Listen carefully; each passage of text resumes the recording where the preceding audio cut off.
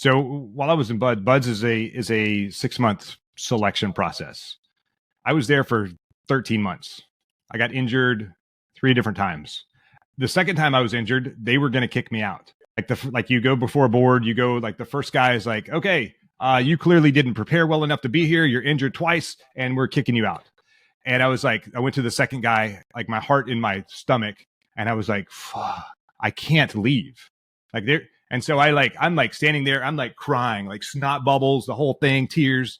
And I tell the story about the CNO like getting me to Buds, and he was like, go stand outside. And I stood outside his office, and he left for like 2 or 3 hours.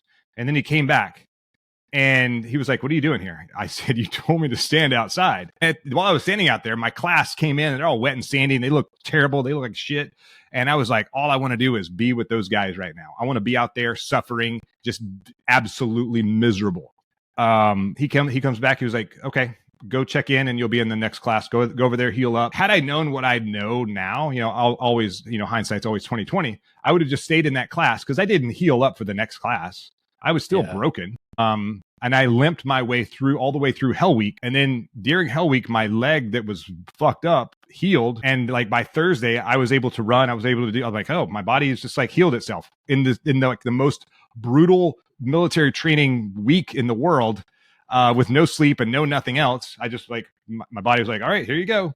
And then, because I was, limping for like 8 weeks straight, I developed stress fractures on my other leg, but because I made it through that major milestone in training, they rolled me to the next class. So, but again, I learned tremendous lessons in mindset, in resiliency, and like just push through the pain. You got more than you think. Surround yourself with people who are going to raise you to a higher level, because something else happened during that Hell Week is I saw one boat crew winning more than any other boat crew. It was boat crew 3. I was in boat crew 4, and the boat crew that I originally was in, guys were quitting. Guys didn't want to put out. Guys didn't want to win. And I'm like, I want to win. You're in my way. I think if you feel like quitting, you should just get out, which is not the way I started, but I'd already been there for like 6 months at that point. And I was like ready to be moving on.